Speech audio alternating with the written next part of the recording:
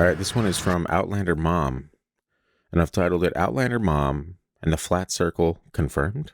Now, let me ask you this before you get rolling. Yes. Outlander Mom, can there only be one? I think based solely on the way that internet forums work, there can actually only be one. I get it.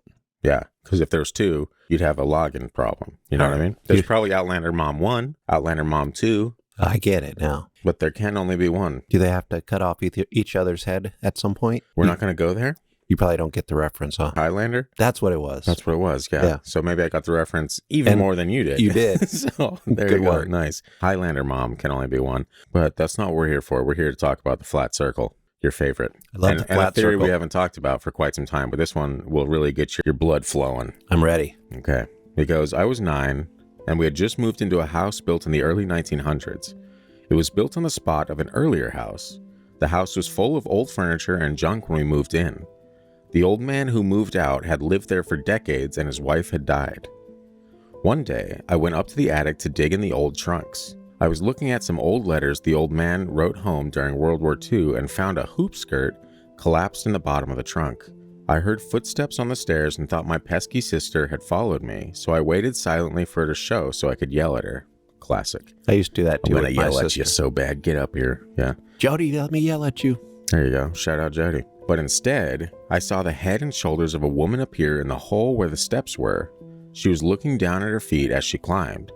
And as she emerged, I saw that she was wearing a Civil War style dress with her hair in a snood. She had dark hair and looked to be 20 to 30 years old. She wasn't see-through like a ghost. I could see her clearly and hear her boots on the stairs. She got to the attic floor and shook down her skirt and looked around. She saw me crouched by the trunk, looked startled, and instantly disappeared.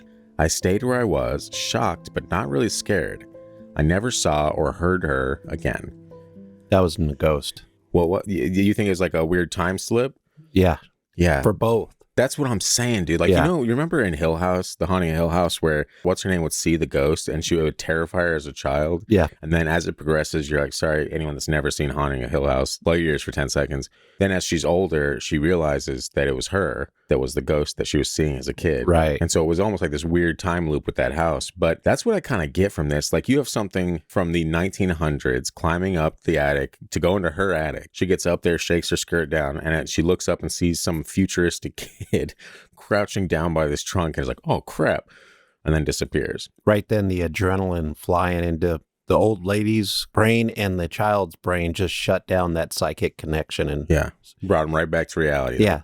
Because you hear a lot of stories like that where the ghost actually seems a little startled. Yeah, like, startled what the too. heck are you doing here? Yeah. And then I'm like, if that's a real ghost, it's not getting startled. It's seen this before. Yeah. So maybe you are looking into the future and the past at the same time. Weird. That is so weird, man. I wish we understood more about how that works, like how time works in those instances, because it is almost like there's just like a tiny tear and you happen to be in the right spot at the right time to see something that has happened before.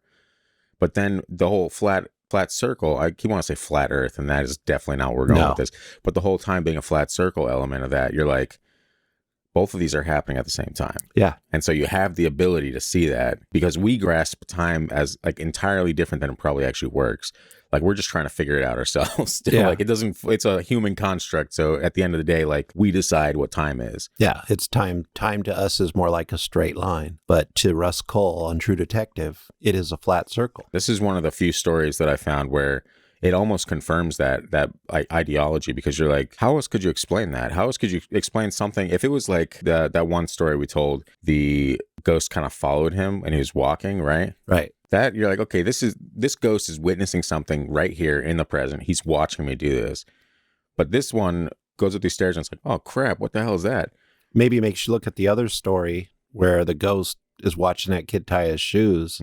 Maybe he's experiencing the same thing. Maybe that's why he's watching so intently. Is like, why am I seeing this kid? Where's this kid tying his shoes in my house? And why do I look like a Jedi ghost? Yeah, and in his part of the timeline, he's just sitting there with a beer, enjoying a night on the porch, and sees this kid in weird dress, not in a weird dress, but dressed weird. It's this young child in a weird dress. Yeah.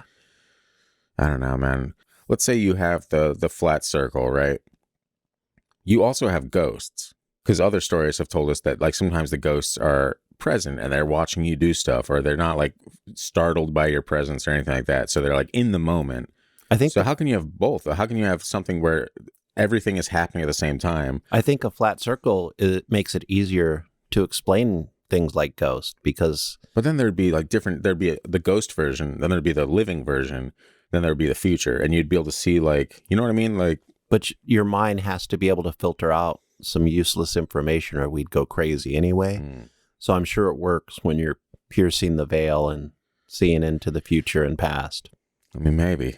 I don't know if anything's. I know for sure we're definitely not going to solve it here, but these are the type of questions that we like to get out there into the world to see. Who does anyone have answers for this? Because I am completely baffled by this, and it's not the first story that we've heard where a ghost from the past is, you know, actively startled by the person in the future that they're witnessing. I've heard it a lot of times.